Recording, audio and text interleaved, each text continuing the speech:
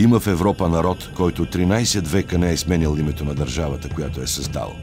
За историята му преди идването на Балканите се знае малко. Сигурно е, че в средата на 7 век този конен народ преминава на юг от река Дунав и заселва плодородните земи, до тогава владение на Византийската империя. Този народ изгражда грандиозни крепости и векове наред защитава каменните си градове от нашественици от далечни земи.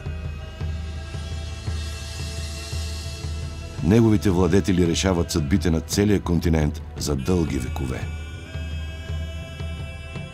Във времената на своя възход този народ строи разкошни църкви, създава ювелирна християнска живопис и дава на света и славяните своята писмена култура.